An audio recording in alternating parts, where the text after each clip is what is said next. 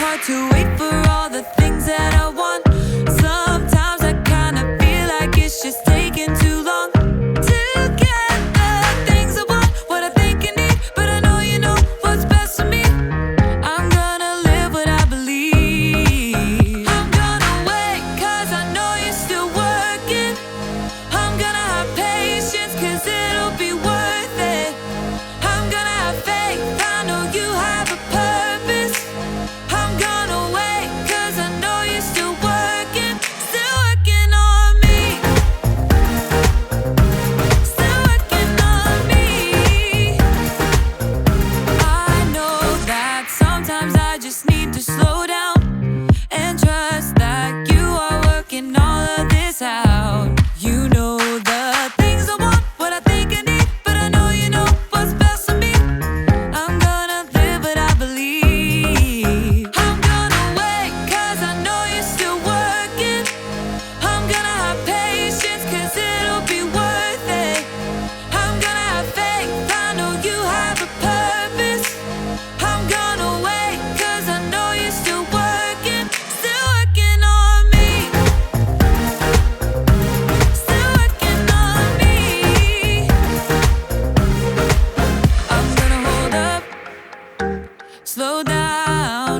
I'm gonna trust that you're working it out. I'm gonna hold up, slow down. I'm gonna trust that you're working it out. I'm gonna hold up, slow down. I'm gonna trust that you're working it out. I'm gonna hold up, slow down. I'm gonna trust that you're working it out. I'm gonna wait 'cause I know you're still working.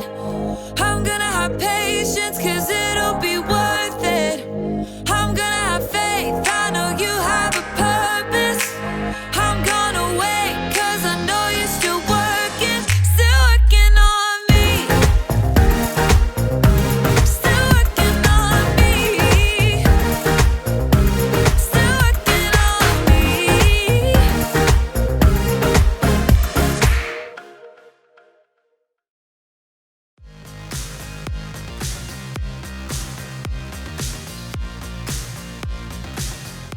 Bon appetit, everyone! My name is Graham. I'm dressed like this because I want to know what it feels like to be a real chef. I want to be able to bake a cake that's as tall as me.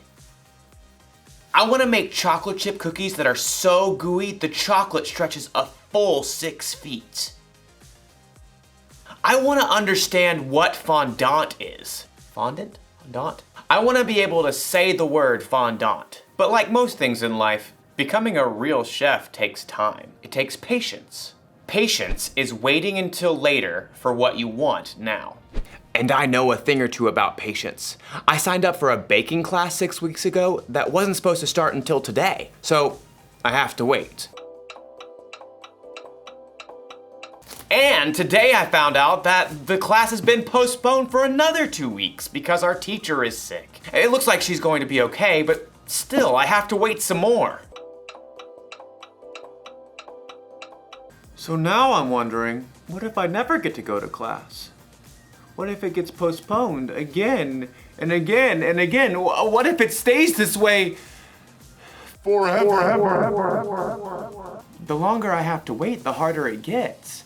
If only there was some way to make the waiting not feel so hard. Maybe there is a way. In today's story, we'll learn about a guy named Simeon who had to wait a long time for God to keep his promise. But Simeon didn't have to wait alone. So, I guess I'll see you soon. I'll just wait here. Oh man, I could really go for one of those gooey chocolate chip cookies right about now. Chocolate. The Bible. It's 66 books of history, stories, letters, and poetry that fit together to form God's one big story.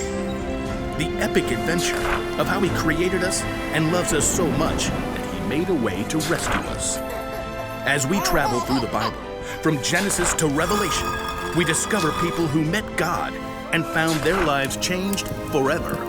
Now, for an amazing story inspired by the book of Luke, chapter 2, verses 25 through 35. The birth of Jesus was unusual in many ways.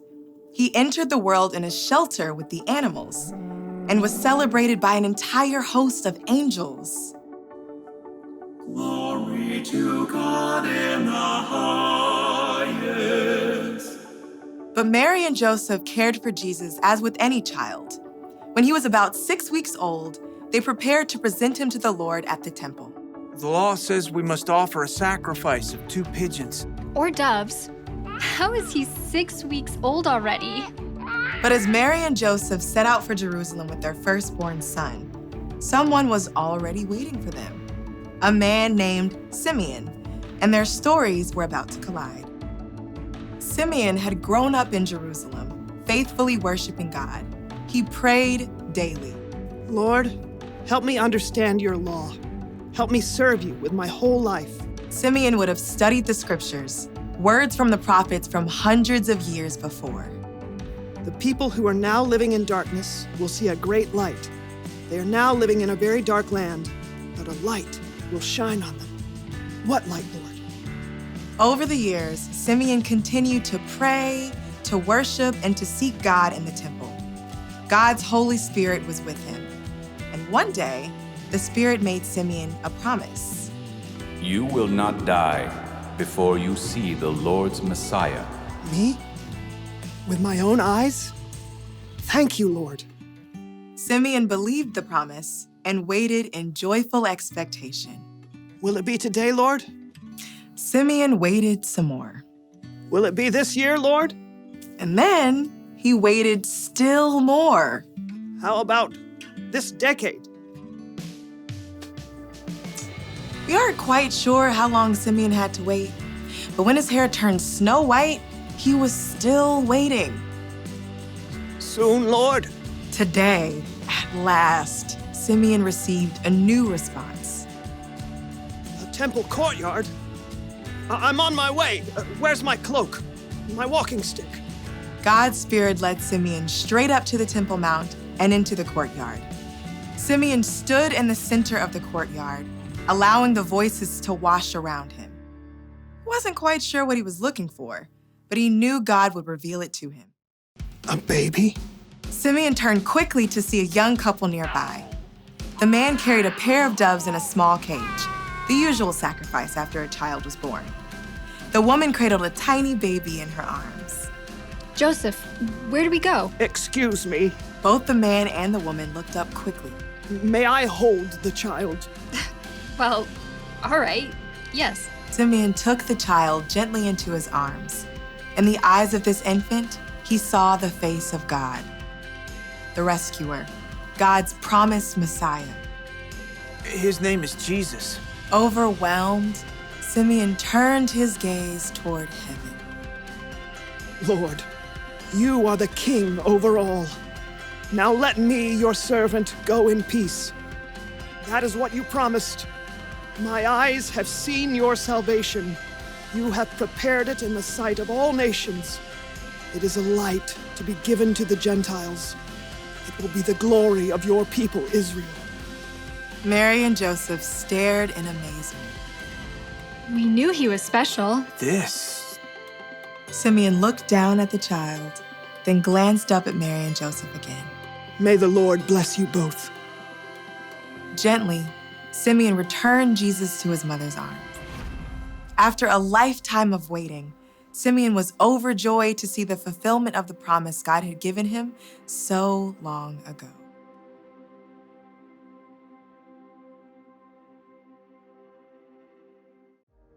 We don't know for sure how long Simeon had to wait before he got to see Jesus, but it's possible he had to wait for years.